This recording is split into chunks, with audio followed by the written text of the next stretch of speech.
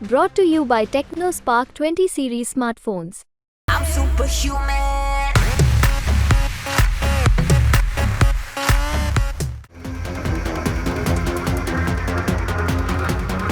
भारत ने पहले रूस के साथ S-400 डील की और इसके बाद ईरान के साथ चाबहार पोर्ट की डील की। दोनों ही डील्स को अमल में लाने का सिलसिला भी शुरू हो चुका है। जहां S-400 का आखिरी कंसाइनमेंट भारत पहुंचने वाला है, वहीं दूसरी तरफ ईरान के साथ 10 साल की इस मेगा डील की शुरुआत भी हो चुकी है।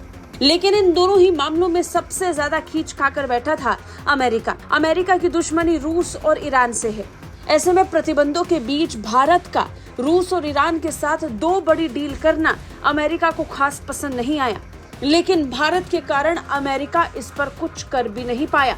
दरअसल भारत ईरान की दोस्ती से खींच खाकर बैठा अमेरिका, और जब अमेरिका ने इसे लेकर विरोध जाहिर करने की कोशिश की तो भारत से अमेरिका को कड़ा जवाब में मिला, जिसके बाद अमेरिका की बोलती बंद हो गई। भारत ईरान डील को लेकर अमेरिका ने जो आपत्ति जाहिर की, उसे लेकर भारत ने जोरदार जवाब दिया। विदेश मंत्री डॉक्टर जयशंकर के बाद विदेश मंत्रालय की तरफ से भी इस पर टिप्पणी की गई। चाबहार सौदे पर अमेरिका की हाल ही में दी गई प्रतिबंध की चेतावनी पर बोलते हुए विदेश मंत्रालय ने कहा कि अमेरिका इस सौदे के महत्व को समझता है। विदेश मंत्रालय के प्रवक्ता रणधीर जायसवाल ने कहा कि 13 मई को हमने चाबहार बंदरगाह के संचालन के लिए दीर्घकालिक समझौते पर हस्ताक्षर किए हैं। हमारी मंत्री वहां थे। ये एक बड़ी उपलब्धि है।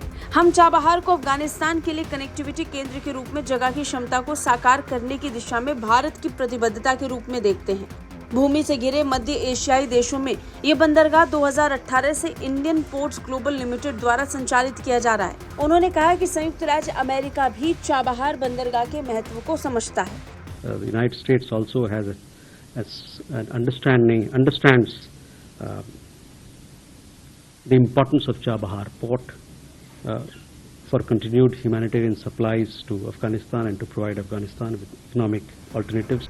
दरअसल अमेरिकी विदेश विभाग के प्रवक्ता ने भारत ईरान के बीच हुई इस डील को लेकर भारत को प्रतिबंध की धमकी दी थी।